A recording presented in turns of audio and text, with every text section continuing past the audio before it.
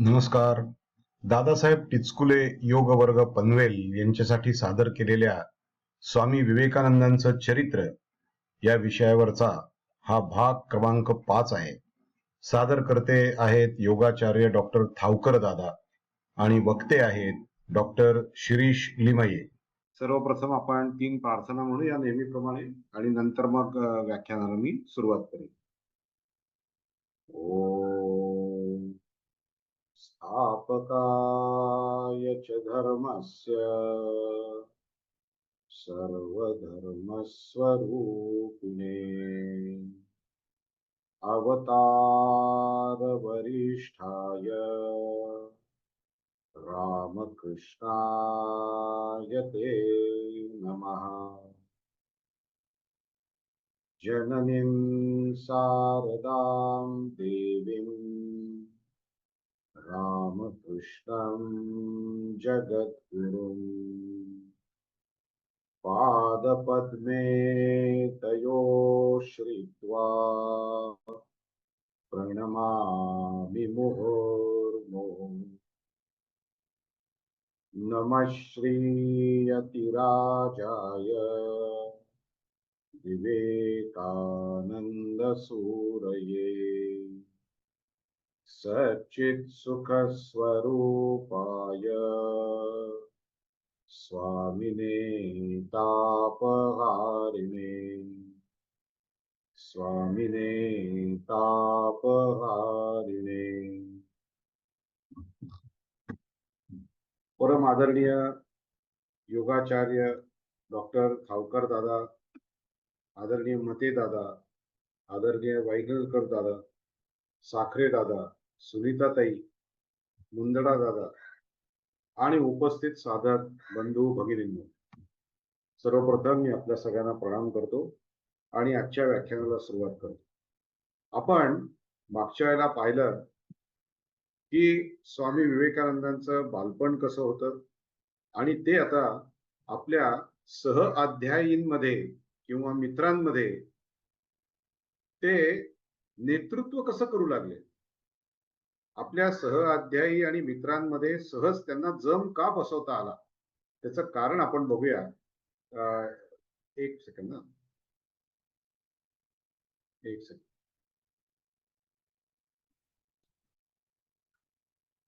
त्यांना जम का बसवता आला त्याचं आपण कारण थोडक्यात बघूया. या ठिकाणी आपल्याला आढळेल की स्वामी विवेकानंद हे यांना प्रचंड आत्मविश्वास होता. स्वतःच्या शक्तीवर असलेल्या गाढ विश्वासातून जन्माला आलेला श्रेष्ठत्वाचा अभिमान हा स्वामी विवेकानंदांकडे होता आणि म्हणून त्यांना त्यांचे सहअध्यायी आणि मित्रांमध्ये सहज जम बसवता आला. स्वामी विवेकानंदांकडे प्रचंड प्रतिभा होती. अर्थात तोपर्यंत ते स्वामी विवेकानंद झाले नव्हते. नरेंद्र हे त्यांचं पूर्वाश्रमीचं नाव होतं. नरेंद्राकडे विलक्षण प्रतिभा, तीक्ष्ण बुद्धी, विद्वत्ता होती. या मानसिक गुणांपेक्षाही महत्वाचे असे गुण त्याच्याकडे होते. ते असे की त्याला संगीत कला येत होती. नरेंद्रांचं शरीर सुदृढ होतं, सबल होतं. ते डौलदार देहाचे एक पुरुषोचित असं सौंदर्य त्यांच्याकडे होतं. त्यांचं मुखमंडळ अत्यंत स्निग्ध आणि सौंदर्ययुक्त होतं. आज सुद्धा स्वामी विवेकानंदांचा कुठलाही फोटो तुम्ही पाहिलात तर त्यांच्याकडे पाहिल्यानंतर आपल्याकडे सकारात्मकतेची एक ऊर्जा आपल्या हृदयामध्ये प्रसवल्याशिवाय राहत नाही. उज्ज्वल आणि इतरांचा हृदयाचा ठाव घेणारं तीक्ष्ण आणि विशाल नेत्र त्यांचे होते. एखाद्या कमळाच्या पाकळीसारखे नेत्र असावेत तसे नेत्र स्वामी विवेकानंदांचे होते आणि असे फार थोड्या जणांचे असतात. ते त्यात स्वामी विवेकानंद होते. असं समजू नका की नरेंद्र अत्यंत सभ्य होते आणि शांत होते, असं नाही. नरेंद्र शांत लहानपणी नव्हतेच. मी मागे सांगितलं की नरेंद्रला लहान असताना त्याला सांभाळायला 2 दाया लागायच्या, 2 बायका लागायच्या, 2 नर्सेस लागायच्या त्याला सांभाळायला, कारण तो एके ठिकाणी कुठे स्थिर राहायचा नाही. आणि नरेंद्र सभ्य वगैरे असे नव्हते बरं का. एक अविराम प्रवाह या दृष्टीने ते जीवनाकडे बघत असत. ते सभ्य नव्हते असं म्हणण्याचा अर्थ असा, की जर कोणी त्यांच्याशी बौद्धिक चर्चा करायला लागला, तर ते मागचं पुढचं न बघता त्याच्याशी म्हणजे व्यवस्थितपणे चर्चा करत असत. काहीतरी हातचं राखून नको कशाला बोलावं असा भिडस्त स्वभाव त्यांचा नव्हता. एक अविराम असा प्रवाह या दृष्टीने ते जीवनाकडे बघत असत आणि म्हणून त्यांना सहअध्यायी आणि मित्रांवरती प्रभाव गाजवता आला. परचर्चा करायला ते कधी कचरत नसत. मागे नव्हे, तोंडावर परचर्चा करत असत. बऱ्याच वेळेला आपली एक सवय असते, की आपण तोंडावर बोलायला घाबरतो. नरेंद्र तसे घाबरणारे नव्हते. तो माणूस कोण आहे, मग त्याला असा विचार मांडावा का? वैचारिक वाद ते अगदी तोंडावर का त्यांना सांगत होते. बाल सुलभ सरळ अंतःकरण, पण अत्यंत कठोरतेनं ते इतरांच्या चुका सांगत असत. काय चुका झाल्यात त्या सांगत असत. पण त्यामागे मत्सर नसे. म्हणून इतर मुलं जरी तात्पुरती नरेंद्रवर रागवली, तरी नंतर ते शांत होत असत आणि समजून घेत असत, की अरे बरं झालं नरेंद्रने आपल्याला सांगितलं. आपला मित्रच आहे ना तो. हा एक भाव त्यांच्या मनामध्ये असतो. जसं एखादा कुंभकार असतो ना, कुंभार, तो जसं बाहेरून त्या मातीला आकार देताना धपाटे घालतो, पण आत प्रेमाचा हात ठेवतो, तसं नरेंद्रचं रागवणं त्यांच्या मित्रांवर असेल आणि म्हणून नरेंद्राचा सहअध्यायींवरती प्रभाव पडत असे. युवकांचा किंवा बालकांचा नरेंद्रच्या दृष्टीने कोणता अपराध अक्षम्य ठरत असे, ते नरेंद्र त्याला माफच करत नसत, की हा तुझा अपराधच आहे आणि मला अजिबात मान्य नाही, असं ते ठणकावून सांगत असत. असा कुठला अपराध असेल? किंवा नरेंद्र कोणाची चांगली खरडपट्टी काढत असत. हे तुला समजत नाही का वगैरे असं बोलत असत. असा कसा वागतोस तू वगैरे. लक्षात घ्या, नरेंद्र अपराध कशाला म्हणतायत ते. ते म्हणतायत पुरुषांनी स्त्रियांप्रमाणे कटाक्ष फेकणं हे त्यांना अजिबात आवडायचं नाही. कुणाची दृष्टादृष्ट होताच पुरुषासारख्या पुरुषांनी लाजत मान खाली घालायची हे त्यांना अजिबात आवडायचं नाही. असं जर त्यांनी मित्रांनी केलं तर त्याची खरडपट्टी काढत असत.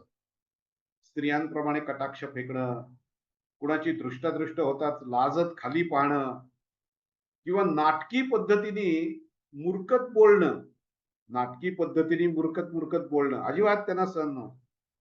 चांगली खरडपट्टी काढायची. हे का तुला कळत नाही असा कसा बोलतो तो? बायकी आहेस का तू? पुरुषांनी स्त्रियांप्रमाणे मंद गतीनं चालणं हे त्यांना अजिबात पसंत नव्हतं. मंद गतीनं चालणं त्यांना पसंत नव्हतं.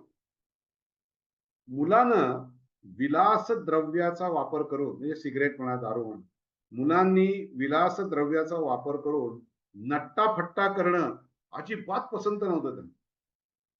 त्यांना अशी मुलं आवडायचीच नाही.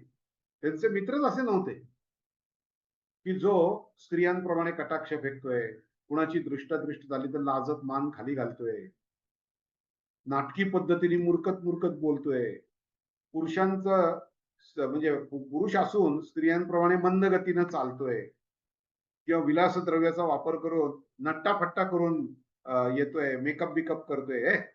पुरुषासारखा पुरुष असले का मेकअप कसला करतो? आता सध्या पुरुषांची ब्युटी पार्लर निघालेत ती गोष्ट निराळी. ते नरेंद्रला अजिबात आवडायचं नाही. नरेंद्र म्हणायचा अरे पराक्रम हा पुरुषाचा दागिना आहे. तुम्ही हे कसले नट्टेपट्टे कसले करता? नरेंद्र अत्यंत वैराग्यशील होता. मनामध्ये लौकिक जगताचा कुठलंही आकर्षण त्याच्याकडे नव्हतं आणि त्यामुळे तो आपल्या सहअध्यायींवरती प्रभाव गाजवू शकला. आणि प्रभाव गाजवायचा होता म्हणून ते तसे होते अशातला भाग नाही. त्यांचा स्वभावच तसा आहे. वैराग्यशीलच आहे. कारण नरेंद्रला लहानपणापासून त्यांनी हा निश्चय केलेला होता, की मी लग्न करणार नाही आणि मी संन्यासी होणार. हा त्याचा आदर्श होता. बघा एक उदाहरण सांगतो त्याच्या वैराग्याचं. रामतनू बोस लेनवर, रामतनू बोस नावाची एक लेन कलकत्त्यामध्ये आहे. ती त्याच्या म्हणजे आईच्या आईची खोली होती ती. आजीची, आईकडून आजी. तिची एक खोली होती. अगदी निर्जन होती. तिथे कोणी फार जात नव्हते. सभोवताली तर फारशी वस्ती नव्हती. थोडीच वस्ती होती. एकांत मिळायचा. त्या रामतनू बोस लेनवरच्या आपल्या आईच्या आईची खोली होती. तिथे बसून नरेंद्र साधना करायचा. तिथे त्याला एकांत मिळायचं. त्या एकांतात तो अभ्यास करायचा. काही लिहायचं असेल तर तो त्या खोलीमध्ये जाऊन लिहायचा. चांगले चांगले ग्रंथ वाचायचे असतील तर नरेंद्र त्या खोलीमध्ये रामतनू बोस लेनवरच्या खोलीत जाऊन ते ग्रंथ वाचायचे. एवढंच नव्हे, तिथे बसून तो संगीताचा रियाज सुद्धा करायचा.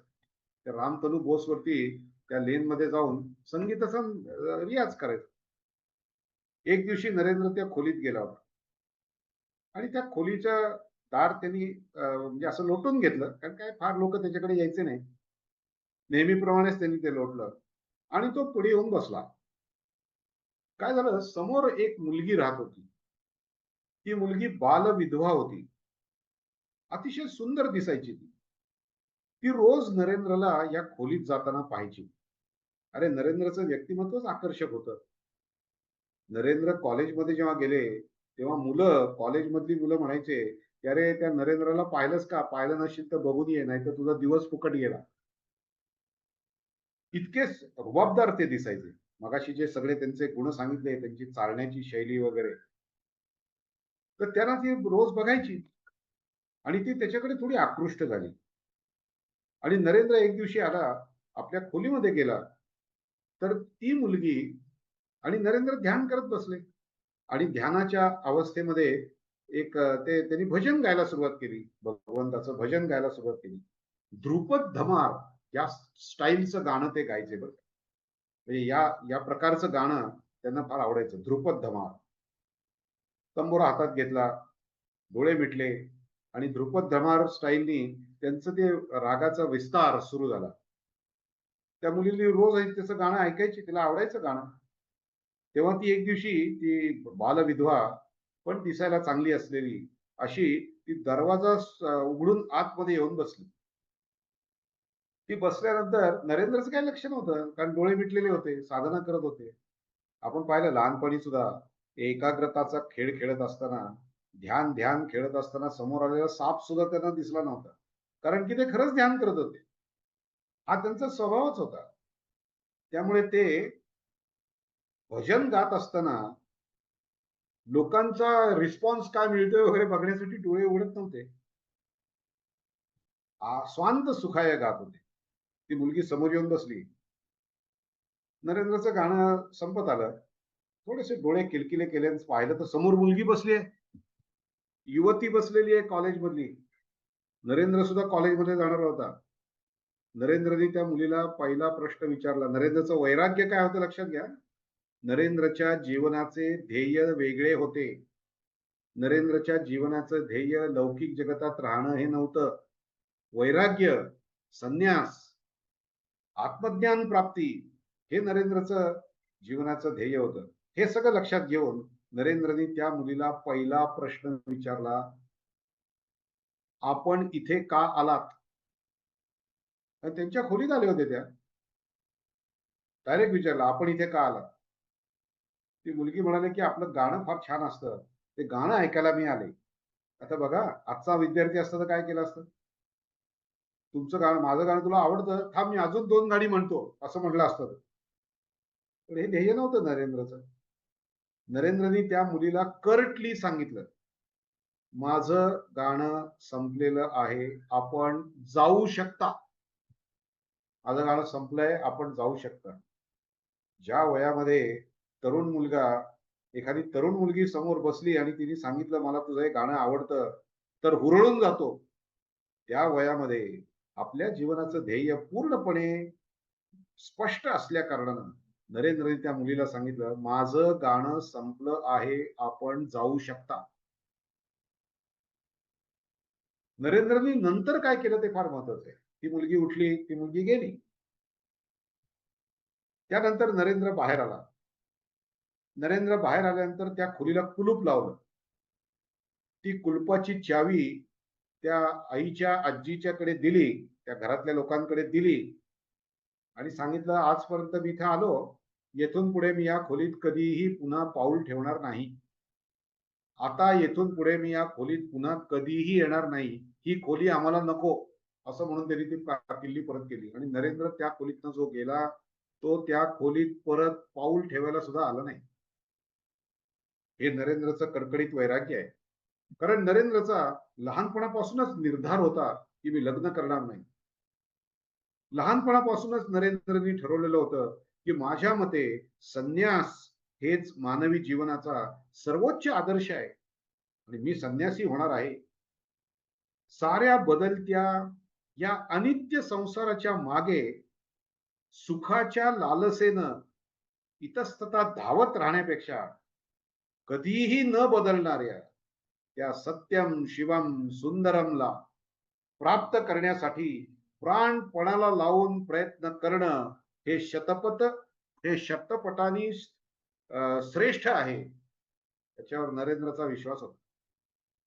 या बदलत्या अनित्य संसाराच्या मागे न लागता जे नित्य आहे, सत्य शिवम सुंदरम आहे, ते प्राप्त करण्यासाठी मी जीवन अर्पण करीन. संन्यास हा माझा श्रेष्ठ आदर्श आहे. बघा, नरेंद्रचं वैराग्य हे केवळ म्हणजे आपण जसं वैराग्याच्या विषयी चर्चा करतो तसं नव्हतं. खरंच त्याला तसं व्हायचं होतं.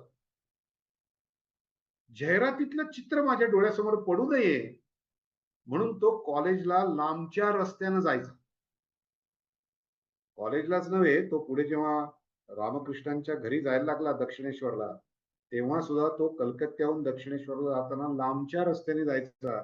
कारण त्याला माहिती होतं की तिथे ते जे जाहिरातीची जी चित्र असतात ती चित्र सुद्धा माझ्या डोळ्यावर पडू नये, इतकं कडकडीत वैराग्य होतं. नरेंद्र कॉलेजमध्ये असताना नरेंद्रची परिस्थिती तुम्हाला माहिती आहे, अत्यंत गरिबी आली होती. पण नरेंद्रला वडील गेल्यानंतर नरेंद्रला श्रीमंत स्थळ चालून आलेली होती. वडील असतानाची गोष्ट आहे. श्रीमंत स्थळ चालून आलेली होती. त्या काळात मी कधीच सांगतोय, 1863 साली नरेंद्रचा जन्म झाला. नरेंद्र कॉलेजमध्ये जायला लागला तेव्हा एक 15 वर्ष झाली असतील असं समजा. म्हणजे साधारण म्हणजे 63 म्हणजे 76 वगैरे, 66 वगैरे, 66 अधिक 10, 76 वगैरे, 1876 वगैरे साल असेल. त्यावेळेला नरेंद्र 10,000 रुपये हुंडा मिळणार होता लग्न त्या मुलीशी केलं तर. म्हणून नरेंद्रच्या वडिलांना त्या मुलीच्या वडिलांनी विचारलं. पण नरेंद्रलाही वडिलांनी विचारलं, काय रे, अरे ते हुंडा देणारे 10,000 रुपये, बघ लग्न करतोस का? नरेंद्रनी आपला निश्चय ठाम असल्याचं वडिलांना सांगितलं आणि स्पष्ट सांगितलं की आता परत तुम्ही मला या बाबतीत विचारत जाऊ नका. तरी सुद्धा नातेवाईक काय थांबतात काय? नातेवाईक विचारायला लागले, नरेंद्रचं लग्न करता का? एवढंच नव्हे, त्यांचे नातेवाईक रामचंद्र दत्त यांनी सुद्धा एकदा विचारलं होतं. ते विचारल्यानंतर लग्न करायचंय का तुला असं विचारल्यानंतर नरेंद्रनी रामचंद्र दत्तांजवळ आपल्या मनातला संघर्ष आणि वादळ हे बोलून दाखवलं. की या लौकिक जगतामधल्या या सगळ्या असार संसारामध्ये ज्या गोष्टी आपण बरोबर घेऊन जाणार नाही मरताना, त्या गोष्टी मिळवण्यासाठी मी कशाला जीवन माझं बर्बाद करू? त्याऐवजी मी माझं जीवन हे नित्य, मुक्त आणि शुद्ध, सत्य, शिव आणि सुंदर असलेल्या त्या भगवंताला का प्राप्त करू? हा त्याचं मनातलं वादळ त्यांना बोलून दाखवलं रामचंद्र दत्तांना. रामचंद्र दत्त म्हणाले की सत्याचा लाभ करून घेणं हे जर तुझं ध्येय असेल तर तू कशाला इकडे तिकडे भटकत बसतोस? कारण त्या काळी नरेंद्र बराच भटकत होते बरं का. ब्राह्मो समाजात जात होते. ते म्हणले, अरे कशाला त्या ब्राह्मो समाजात वगैरे जातोस? तू सरळ रामकृष्णांकडे जात नाहीस. रामकृष्ण परमहंसांना भेट ना. कारण हे रामचंद्र दत्त रामकृष्णांचे भक्त होते आणि रामकृष्ण हे रिअलाइज सोल आहे, भगवंताची प्राप्ती करून घेतलेले संत आहेत, श्रेष्ठ पुरुष आहेत, अवतारी पुरुष आहेत. ते रामचंद्र दत्तांना कळलेलं होतं आणि म्हणून ते त्याला म्हणाले की तू देवाची जर प्राप्ती करायची असेल तर तू इकडे तिकडे कशाला भटकत राहतोस, तू रामकृष्णांच्याकडे जा. पण तेव्हा काही तसा वेळ म्हणजे सांगून आली नाही. काही दिवस तसेच गेले. हो, जाईन जाईन असं तो म्हणत होता. देव आहे का? देव असेल तर तो कोणी पाहिलाय का? आणि जर कोणी देव आहे, देव पाहिलाय, तर तो देव मला दाखवू शकेल का? हे नरेंद्रच्या मनामध्ये चाललेलं वादळ होतं. या वादळाचं उत्तर मिळेल म्हणून नरेंद्र हा फर्स्ट इयरला बीएला असतानाच त्यांनी अनेक ग्रंथांचा अभ्यास केला आणि हे शोधण्याचा अभ्यास केला की देव आहे, देव पाहिलेला आहे आणि देव मला दाखवू शकेल, या संदर्भात कुठे चर्चा या पुस्तकांमध्ये आढळते का?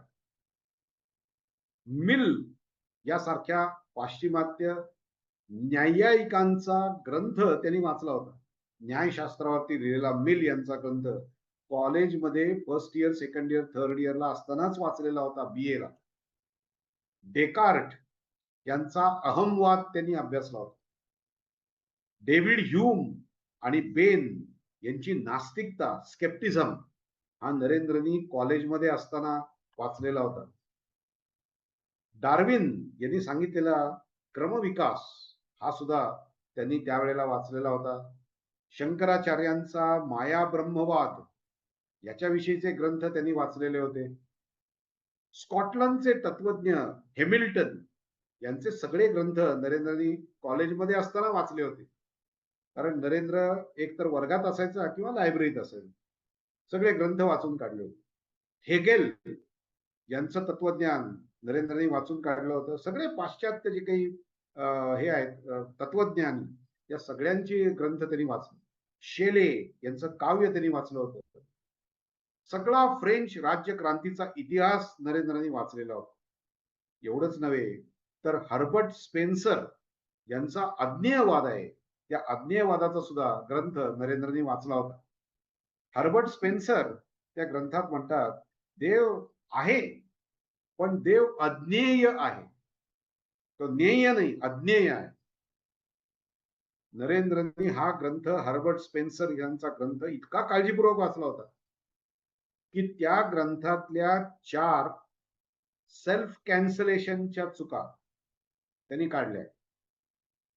म्हणजे वरती एक मुद्दा म्हणलेला आहे आणि दुसरा त्याच्या पुढच्या 4-5 पानांनंतर 4-5 पानांच्या पूर्वी जो मुद्दा मांडलाय त्याचंच खंडन केलंय आणि एक नवीनच मुद्दा मांडला. आणि हा जो नवीन मुद्दा 5-6 पानांवर मांडलाय, तो पुढच्या 5-6 पानांमध्ये पुन्हा खोडून काढलाय. असे 4 सेल्फ कॅन्सलेशन एरर्स असं म्हणतात. हर्बर्ट स्पेन्सरच्या पुस्तकातला सेल्फ कॅन्सलेशनच्या 4 चुका नरेंद्रनी काढलेल्या होत्या. याड्यावर नरेंद्र थांबला नाही. मी म्हणलं ना, नरेंद्र सभ्य वगैरे काही नव्हते. नरेंद्रनी डायरेक्ट त्या हर्बर्ट स्पेन्सरना पत्र लिहिलं. आता एखाद्या सामान्य माणसाला असभ्यता वाटेल, तो म्हणाला, अरे कशाला पत्रवित्र लिहित बसेल, जाऊ दे, तो सुधारेल, कशाला आपल्याला लक्षात आलं ना, झालं. नरेंद्र असं नव्हता. नरेंद्रने त्यांना पत्र लिहिलं आणि पत्रात सांगितलं, तुमचा जो काही अज्ञेयवादाचा ग्रंथ आहे तो मी वाचलेला आहे आणि त्या पुस्तकामध्ये 4 सेल्फ कॅन्सलेशनच्या चुका आहेत, त्या दुरुस्त करा पुढच्या एडिशन मध्ये दुरुस्त करा. तर या हर्बर्ट स्पेन्सरनी त्याला प्रतिउत्तर दिलं पत्राने आणि हर्बर्ट स्पेन्सरनी प्रतिउत्तर देऊन असं सांगितलं, त्या पत्रात असं लिहिलं की नरेंद्रनी ज्या 4 सेल्फ कॅन्सलेशनच्या चुका सांगितलेल्या आहेत त्या बरोबर आहेत, त्या चुका माझ्या ग्रंथात आहेत, त्याबद्दल मी पहिला क्षमा मागतो. परंतु माझा यावर विश्वास बसत नाही की माझ्या अज्ञेयवादाच्या या ग्रंथामध्ये 4 चुका काढणारा हा मुलगा बॅचलर ऑफ आर्ट्सच्या फर्स्ट, सेकंड और थर्ड इयरला आहे, याच्यावर माझा विश्वास बसत नाही. इतक्या लहान वयामध्ये इतकी कुशाग्र बुद्धी असे आहे, याच्यावर माझा विश्वास बसत नाहीये, असं हर्बर्ट स्पेन्सर यांनी सांगितलं. एवढंच नव्हे तर नरेंद्रनी अनेक सत्यार्थ काय आहे, यथार्थ सत्य काय, याचा शोध घेण्याची तळमळ त्याला लागलेली होती. असं असं झालेलं नाही ते उगाचच गेला आणि रामकृष्णांना म्हणाला, तुम्ही देव पाहिलाय का, असं नाहीये ते. ते आमचे एक रामकृष्ण मठाचे संन्यासी आहेत, स्वामी योगात्मानंद महाराज. आता प्रॉव्हिडन्स या अमेरिकेतल्या वेदांत सेंटरचे ते अध्यक्ष आहेत. आपण प्रॉव्हिडन्सच्या वेदांत सेंटरची वेबसाईट युट्यूबवर बघू शकता आणि त्या वेबसाईटचे अनेक व्हिडिओ स्वामी योगात्मानंदांचे आपण बघू शकतो. ते योगात्मानंद महाराज हे महाराष्ट्रीयन आहेत, मराठी बोलतात. ते पुण्यात आले होते. त्यावेळेला त्यांना घेऊन मी चिंचोळकरांच्या घरी गेलो होतो भोजन प्रसादासाठी. मी सांगतोय काय की नरेंद्रची तळमळ होती. केवळ एक विचारलेला प्रश्न नव्हता, तुम्ही देव पाहिलाय काय? तर त्यांना घरी घेऊन गेलेलो असताना त्यांच्या त्या शुक्रवार पेठेमध्ये ते राहत होते चिंचोळकर. त्यावेळेला त्यांच्या अपार्टमेंट मधला एक मुलगा तिथे आला. त्यांच्या ते जे सोसायटी होती, सोसायटीतला मुलगा तिथे आला. तरुण मुलगा होता, कोणतरी संदेशी जाताना दिसले म्हणून चिंचोळकरांकडे आला. चिंचोळकर त्याला बसवलं, खायला दिलं. काय पाहिजे रे तुला? ते म्हणले मला अनेक प्रश्न विचारायचे आहे म्हणे. म्हणून त्या मुलाने योगात्मानंदांना एक प्रश्न विचारला. तो प्रश्न काय होता माहितीये? त्यांनी विचारलं, आपण देव पाहिलाय का? प्रश्न त्या मुलाने योगात्मानंद महाराजांना विचारला. योगात्मानंद महाराज थोडे मिश्किल आहेत बोलायला.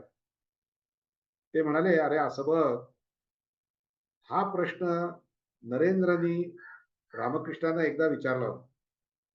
तोच प्रश्न तू आता मला विचारतोस.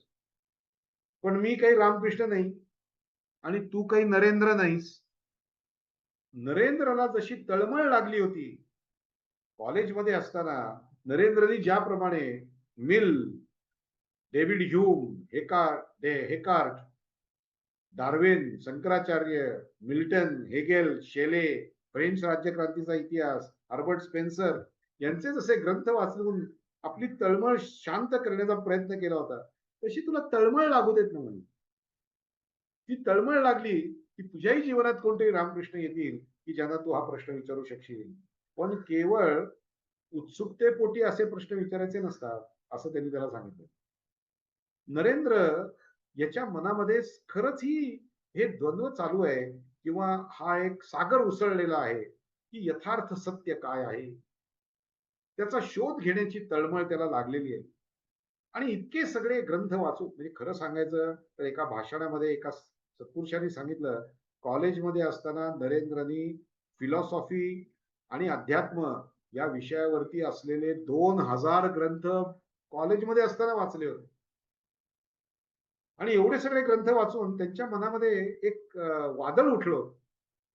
समर्थ रामदास स्वामी म्हणतात ना की एक ग्रंथ यो निश्चयो केला, तो दुजियाने उडविला, तेथे संशयाची वाढिला, जन्मभरी श्रीराम. एका ग्रंथामध्ये सांगतात की ब्रह्म आहे, दुसऱ्या ग्रंथात सांगतात की ब्रह्म कसं नाही. अशा पद्धतीने एक ग्रंथ निश्चय केला तो दुजियाने उडविला. अशा एका विमनस्क अवस्थेमध्ये नरेंद्र त्यावेळेला जात होते कॉलेजमध्ये असताना.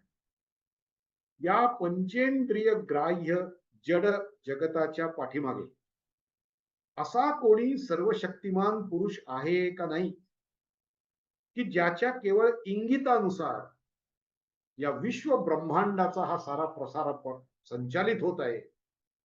असा कोणी एक विश्व ब्रह्मांडाचा पसारा चालवणारा पुरुष आहे का नाहीये?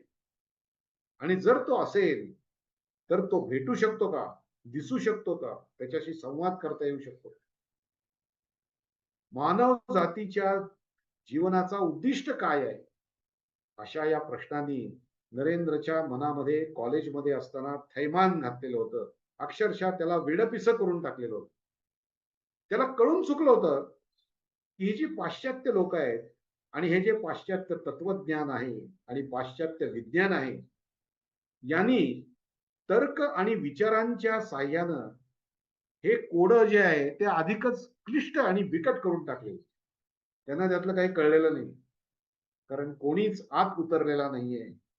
केवळ वरवरच हा ग्रंथ वाचला, तो ग्रंथ वाचला आणि तिसरा ग्रंथ लिहिला, अशा पद्धतीचं ते ज्ञान आहे. आणि यापैकी कोणीच याचा मूलभूत विचार केलेला नाही. विज्ञान आणि तत्वज्ञानाचा तर्क मांडून हे ब्रह्माचं कोड आणखीनच त्यांनी अवघड करून ठेवलंय असं नरेंद्रला वाटत होतं. जिवंत, जागृत आणि मूर्तिमान अशा आदर्श पुरुषाच्या अन्वेषणाला ते प्रवृत्त झाले होते. असा कोणी पुरुष मला भेटेल का, की ज्यांनी देवाला पाहिलंय? तो जो सगळ्या या विश्वाचा नियंता आहे, या नियंताचं दर्शन त्यांनी घेतलेलं आहे. आणि केवळ त्यांनीच घेतलंय असं नाही, मला दर्शन दाखवू शकेल. कुठलीही गोष्ट स्वतःच्या बुद्धीच्या निकषावर तावून सुलाखून घेतल्याशिवाय नरेंद्र एक्सेप्ट करत नव्हता, मान्य करत नव्हता. आणि म्हणून तो अशा एका आदर्श पुरुषाच्या शोधात होता, की ज्या पुरुषाने या विश्व ब्रह्मांडाच्या पसाऱ्याचं सृजन केलेलं आहे, निर्माण केलेलं आहे. असा पाहिलेला आहे का माणूस? देव पाहिलाय का? याच्यासाठी नरेंद्र प्रवचनाला जात होते, ऐकत होते. त्याला जर एखाद्या प्रवचनकार सांगू लागला, की धर्मविषयक काही चर्चा करू लागला, प्रवचन करू लागला, तर नरेंद्र त्या प्रवचनकारांना नंतर भेटून विचारत असत, की आत्ता ज्या देवाविषयी तुम्ही बोलला, तो देव तुम्ही पाहिला आहे का? प्रवचनकारांना जाऊन विचारत असत.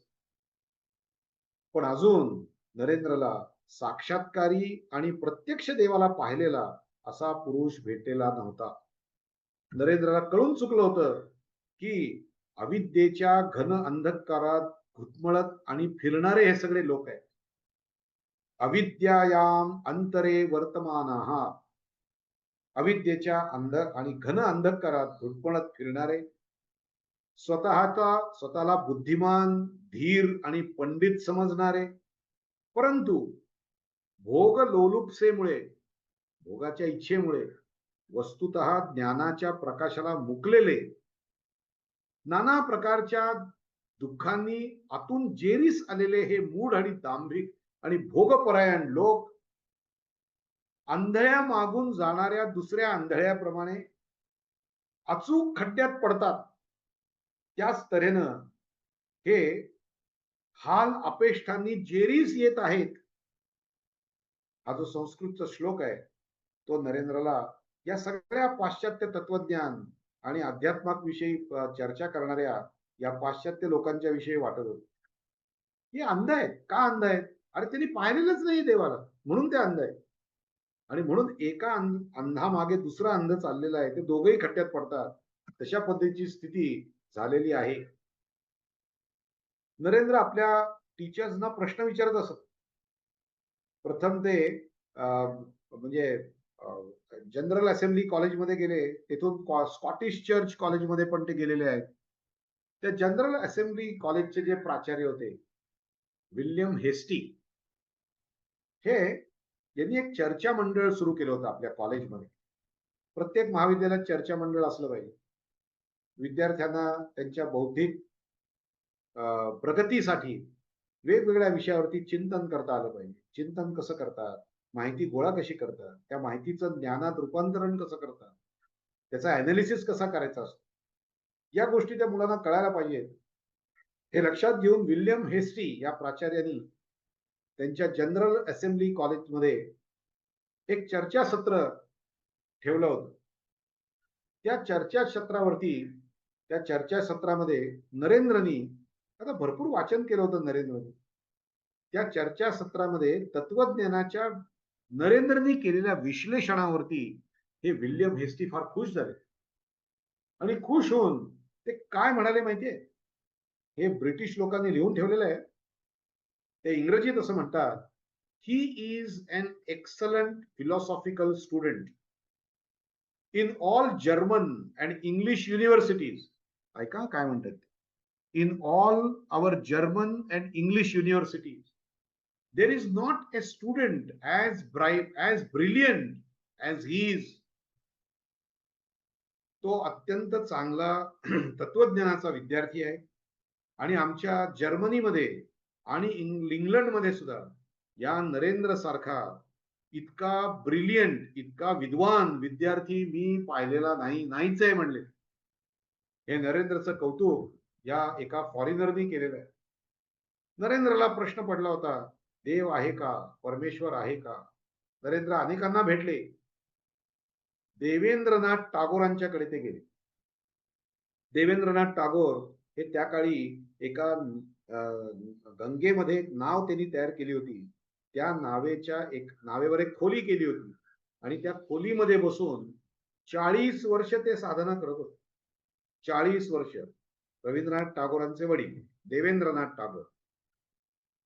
एक दिवशी नरेंद्रला परमेश्वर आहे का या प्रश्नाने फारच छळायला सुरुवात केली. नरेंद्रने सगळे पुस्तकं बाजूला ठेवून दिली आणि नरेंद्र तडक देवेंद्रनाथ टागोरांच्या त्या बोटीमध्ये गेला.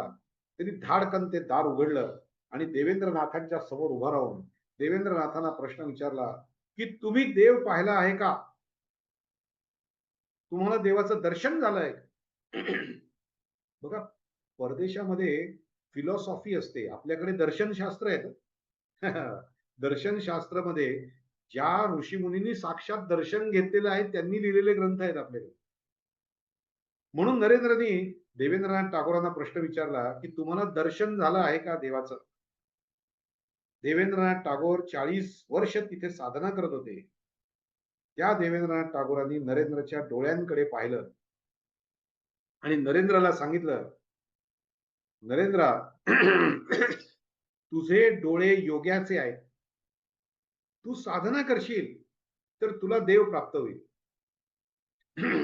नरेंद्र या उत्तरावरती समाधानी झाला नाही. तो म्हटला, हे काय उत्तर आहे का? मी त्यांना विचारतोय देव पाहिला आहे का, आणि ते उत्तर देत आहेत की तुझे डोळे योग्याचे आहेत, तू साधना करशील तर देवाला प्राप्त करशील. तुम्हाला काय प्राप्त झालं सांगा ना. तुम्ही देवाला पाहिलं का हा प्रश्न आहे. म्हणजे एखाद्याने विचारावं की डेक्कन जिमखाना कुठे आहे, आणि जर एखाद्याने सांगायला सुरुवात केली की हा ते नारळाचं झाड लावताना अशा अशा पद्धतीची काळजी घ्यावी, हे जसं असंबद्ध उत्तर आहे तसं हे उत्तर आहे असं नरेंद्रला वाटतं. नरेंद्रचं अजिबात समाधान झालं नाही. नरेंद्र देवेंद्रनाथ टागोरांच्या खोलीचं दार पुन्हा बंद करून जो निघाला तो परत देवेंद्रनाथांकडे गेला नाही. एक दिवस आपल्या कॉलेजमध्ये शिकत असताना एक त्यांचे जे शिक्षक होते इंग्रजीचे, ते आले नव्हते. ते आले नाहीत म्हणून लेक्चर ऑफ द्यायला नको म्हणून त्या कॉलेजचे प्राचार्य, जनरल असेंब्ली कॉलेजचे प्राचार्य विल्यम हेस्टी हे तो तास घ्यायला आले होते. ते पूर्वीच्या पद्धती काय होत्या त्या लक्षात घ्या. एखाद्या विषयाचा शिक्षक आला नसेल तर तो तास ऑफ जाता कामा नये म्हणून त्या काळी प्राचार्य तो तास घ्यायला येत होते. इतकं प्राचार्यांचं ज्ञान विशाल होतं, कुठल्याही विषयाचा तास कुठल्याही वेळेला ते घेऊ शकत होते. इतकं ज्ञान प्राचार्यांच्याकडे असे. सध्या प्राचार्य पद ही केवळ ऍडमिनिस्ट्रेटिव्ह पोस्ट झालेली आहे, केवळ ऍडमिनिस्ट्रेटिव्ह पोस्ट. प्राचार्य झालेले असताना तुम्ही तास किती शिकवता हा प्रश्न प्राचार्यांना विचारला तर ते टेक्निकल उत्तर देतात की प्राचार्यांना 6 तास घ्यावे लागतात. पण तुम्ही घेता का? आपल्याला शेड्यूल असलेले 6 तास सुद्धा काही प्राचार्य, अर्थात त्याला अपवाद आहेत, पण त्याला ते सुद्धा प्राचार्य न घेणारे प्राचार्य. पण त्या काळी विल्यम हेस्टी त्या वर्गावर गेले. त्या वर्गात नरेंद्र होता आणि विल्यम हेस्टीनी विल्यम आणि हेस्टी सरांनी विल्यम हेस्टी यांनी विल्यम वर्ड्सवर्थ यांची एक्स्टसी म्हणजे परमानंद ही कविता शिकवायला घेतली. त्या कवितेमध्ये विल्यम वर्ड्सवर्थ म्हणतात की जेव्हा मी निसर्गाच्या सानिध्यात असतो, जेव्हा मी काळेभोर असलेले असे निळेशार असलेले असे काळेभोर ढग बघतो, पावसाचं वातावरण आहे असं बघतो, जेव्हा ती सगळी जमीन ही हिरव्या शालू नेसून अशी पहुडली आहे असं मी बघतो. आपण म्हणतो ना आता श्रावण मास येईल, श्रावण मासे हर्ष मानसी हिरवळ दाटे चोहीकडे, क्षणात येते सरसर शिरवी क्षणात फिरुनी ऊन पडे, वरती बघता इंद्रधनुचा गोफ दुहेरी विणलासे, तरु शिखरावर उंच घरांवर पिवळे पिवळे ऊन पडे. ही अतिशय सुंदर कविता आपल्याला माहिती आहे. तसाच काहीसा अर्थ हा त्या विल्यम वर्ड्सवर्थच्या कवितेमध्ये होता. आणि त्या कवितेमध्ये मात्र विल्यम वर्ड्सवर्थ म्हणताय की जेव्हा असं एक उत्तम निसर्ग सौंदर्य असलेलं दृश्य मी बघतो तेव्हा माझं मन समाधी अवस्थेमध्ये जातं. मला या सगळ्या गोष्टी निर्माण करणाऱ्या नियंत्याचं चिंतन करण्याची इच्छा निर्माण होते आणि ती इच्छा निर्माण झाल्यानंतर मी समाधी अवस्थेमध्ये जातो. माझी समाधी लागते. आय अटेन एक्स्टसी असं त्या कवितेत म्हटलंय. आता असं म्हटल्यानंतर नरेंद्रचे जे इतर मित्र होते त्यांच्या मनात कुणाला काही शंका आली नाही, कारण सगळ्यांची समाधी लागलेली होती. पण नरेंद्र हा अत्यंत काळजीपूर्वक विल्यम वर्ड्सवर्थची विल्यम हेस्टी शिकवत असलेली कविता काळजीपूर्वक ऐकत होतो. त्यातला हा एक्स्टसी परमानंद हा शब्द ऐकला. ईश्वराचा शोध घेण्याची इच्छा निर्माण होते हा शब्द ऐकला. आणि जेव्हा मी ईश्वराचं चिंतन करायला लागतो तेव्हा माझी समाधी लागते हा शब्द ऐकला आणि नरेंद्रने हात वर केला. इतरांनी हात वर करण्याचा प्रश्नच नव्हता, कारण त्यांना काहीच शंका नव्हती, तेव्हा झोपलेचे होते सगळे. नरेंद्रला विल्यम हेस्टिननी विचारलं, नरेंद्र तुला काय शंका आहे? नरेंद्र म्हणाला, आता तुम्ही समाधी हा शब्द वापरला तेव्हा सरांना त्यांनी डायरेक्ट प्रश्न विचारला, सर तुमची समाधी लागली होती का हो कधी? तुम्ही हा अनुभव घेतला आहे का समाधीचा? त्या विल्यम हेस्टी प्रामाणिक शिक्षक होते.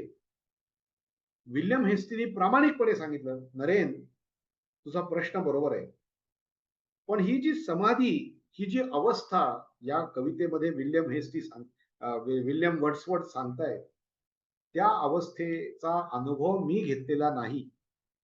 पण मी असं ऐकलंय की दक्षिणेश्वरला एक साधू राहतात. त्यांचं नाव रामकृष्ण आहे. त्यांची वरचेवर समाधी लागत असते आणि ते वरचेवर या समाधीचा अनुभव घेतात. तर लक्षात घ्या, मागे रामचंद्र दत्तांनी तू रामकृष्णांना का भेटत नाहीस असं ते म्हटले होते. आता इथे विल्यम हेस्टी सांगतायत विल्यम वर्ड्सवर्थची कविता शिकवताना की अरे रामकृष्ण हे जे संत आहेत, हे जे साधू आहेत, त्यांची वरचेवर समाधी लागते.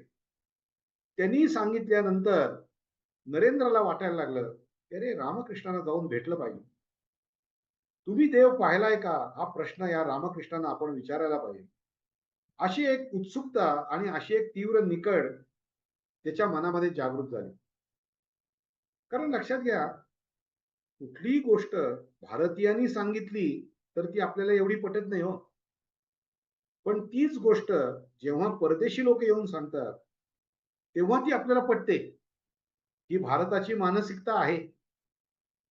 हळदीचं महत्व आपण सांगत होतो तेव्हा पटत नव्हतं, पण हळदीचे पेटंट्स जेव्हा फॉरेन लोक घ्यायला लागले तेव्हा आपल्यातल्या एका शास्त्रज्ञांनी त्याला विरोध केला आणि ते हळदीचे पेटंट्स भारताकडे मिळवले. याचं महत्व सुद्धा आपल्याला कळत नाही. तेव्हा फॉरेनरनी सांगितल्यानंतर नरेंद्रला असं वाटलं की त्यांना भेटलं पाहिजे. आणि योगायोग जुळून येतात जीवनामध्ये. एक लॉ ऑफ अट्रॅक्शन असं असतं, लॉ ऑफ अट्रॅक्शन. तुम्ही त्याचं सतत चिंतन करताय, ती गोष्ट तुमच्याकडे अट्रॅक्ट होते, कारण तुमच्या मनाचा अँटेना ती गोष्ट रिसीव्ह करायला तयार झालेला असतो.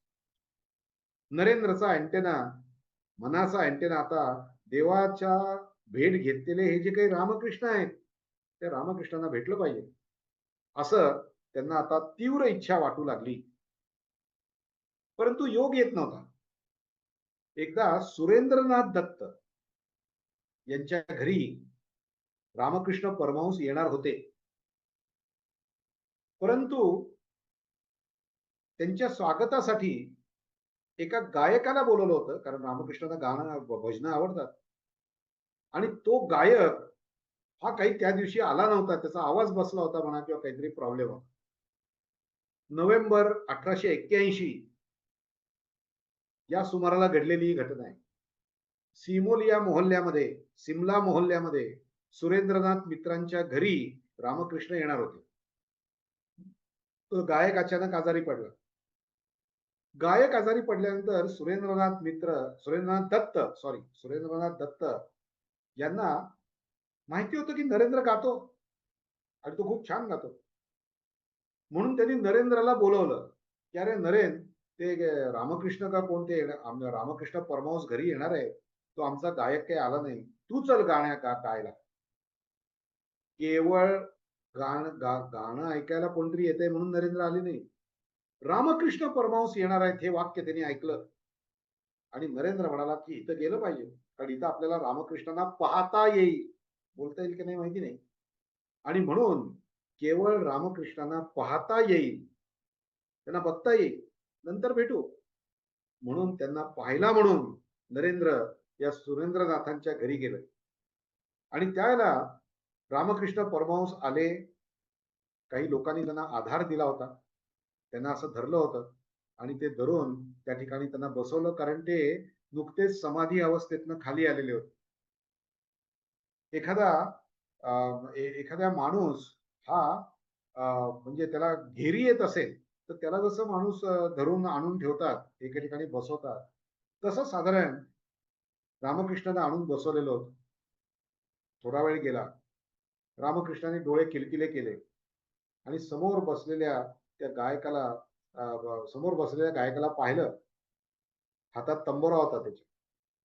तेव्हा सुरेंद्रनाथांनी रामकृष्णांना सांगितलं की हा नरेंद्र आहे, या नरेंद्र आपल्यासाठी एक भजन गायला इथे तो आलेला आहे. तेव्हा रामकृष्ण त्याला म्हणाले, नुसतं हाताने खून केली की ठीक आहे, त्याला आता गाऊ देत.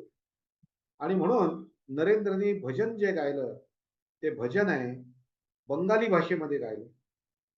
त्या भजनाचे शब्द असे होते, मन चल निज निकेतन, रे मना तुझ्या मूळ घराकडे चल. या जगतरूपी विदेशामध्ये, या विदेशी पोशाखामध्ये तू कशाला भटकत राहिलाय, कशाला देहबिय ठेवलेलं आहे, तू चल तुझ्या घरी. ही पंचमहाभूत, हे पंचमहाभूतांचे पंचेंद्रिय आणि या पंचेंद्रियांचे पंच विषय ही सगळी परकीय आहेत रे. या परकीयांच्या घरात तू कशाला राहतोस, मन चल निज निकेत. त्यातलं कुणी तुझं नाही, ही जीभ तुझी नाहीये, हे डोळे तुझे नाही आहेत. हे डोळे तेच बघतात जे त्यांना बघायचंय. म्हणून या विदेशी लोकांमध्ये तू कशाला राहिलायस. ही पंचमहाभूत पंचेंद्रियांचे विषय ही सारी परकीय आहेत आणि त्यांच्यामध्ये कोणी आपलं नाहीये. ते कोणी तुझ्या बरोबर येणार नाहीये, ते सगळे देहाचे पार्ट्स आहेत. तुझा देह जाईल तेव्हा हे सगळं नष्ट होईल, सगळं जाळलं जाईल किंवा पुरलं जाईल. म्हणून मन चल निज निकेत. परक्यांच्या प्रेमाने बेहोश होऊन तू आपल्या माणसाला म्हणजे आपल्या परमात्म्याला फार विसरून गेलायस रे. हे किती सुंदर वाक्य आहे. या परक्यांच्या प्रेमानं बेहोश होऊन, परक्यांच्या प्रेमानं म्हणजे पंचेंद्रिय आणि पंचमहाभूत यांच्या प्रेमामुळे तू स्वतःच्या आत्म्याला विसरलास. कुठे शोधिशी रामेश्वर आणि कुठे शोधिशी काशी, कशाला भटकत बसलो. हृदयातील भगवंत राहिला हृदयातून उपाशी. आपले सगळे संत हेच सांगतात, तेच भाव या गाण्यामध्ये आहे. आणि रामकृष्ण परमहंस हे गाणं ऐकतायत, मन चल निज निकेतन, हे धूपद धमार स्टाईल मध्ये पाहिलेलं गाणं. रामकृष्णांनी हे भजन ऐकून रामकृष्ण भगवंताचं नाव जरी ऐकलं तरी ते समाधी अवस्थेत जात असत. आणि हे तर भजन इतकं पॉवरफुल होतं की कशाला तू या पंचेंद्रियांच्या आणि पंचमहाभूतांच्या जगात राहतोस. हा परदेश आहे, परदेशातून तू आपल्या स्वदेशात चल. हे वाक्य रामकृष्णाने ऐकलं आणि रामकृष्ण भावावस्थेमध्ये गेले, त्यांची समाधी लागली. त्यामुळे त्या दिवशी काही फारसं बोलणं होऊ शकलं नाही. नरेंद्र समोर गेला. समोर उभा राहिल्यानंतर रामकृष्ण त्याला म्हणाले, एकदा दक्षिणेश्वरला येऊन जा. एवढंच ते त्याच्याशी बोलले. पहिल्या भेटीत काही फारसे त्यांचं संभाषण झालं नाही. खरं तरी भेट म्हणावी अशी भेट झालीच नाही. नरेंद्रला अचानक गायक आला नाही म्हणून बोलवलं काय, तो गायलं काय, ते भजन त्यांना आवडलं काय, आणि ते समाधी अवस्थेत गेले काय, आणि भेटायला गेल्यानंतर ते फक्त म्हणाले हा एकदा दक्षिणेश्वरला ये. आता ही रामकृष्ण आणि विवेकानंदांची दक्षिणेश्वरला जी भेट होणार आहे, ती भेट म्हणजे काय, ती कशी झाली. त्यावेळेला नरेंद्रनी रामकृष्णांना काय विचारलं नरेंद्रच्या प्रश्नाचं उत्तर देताना विवेकानंदांनी रामकृष्णांनी काय सांगितलं, हे दक्षिणेश्वर मंदिर कसं आहे, त्याची रचना कशी तयार केली गेली, कोणी केली, या सगळ्याचं चिंतन आपण पुढच्या बुधवारी करूया. मला वाटतं की आता माझा वेळ संपलेला आहे. तेव्हा आपल्या सगळ्यांच्या हृदयस्थ परमेश्वराला प्रणाम करतो आणि माझ्या वाणीला विराम देतो. शांती मंत्र म्हणून पुढच्या बुधवारी आपण नरेंद्र रामकृष्णांकडे जाईल, त्याच्या मित्रांना घेऊन जाईल आणि नरेंद्रला वारंवार जायची इच्छा होईल आणि नरेंद्रचं मन परिवर्तित रामकृष्ण कसं करतात ते आपण पुढच्या वेळेला बघू. आपण शांत चित्ताने ऐकून घेतलं याबद्दल सगळ्यांच्या हृदयस्थ परमेश्वराला प्रणाम करतो. परत भेटूया पुढच्या बुधवारी सकाळी बरोबर 6 वाजता. शांती मंत्र म्हणतो आणि थांबतो. ओम शांती शांती शांती. हरि ओम तत्सत. श्रीरामकृष्णार्पणमस्तु. धन्यवाद.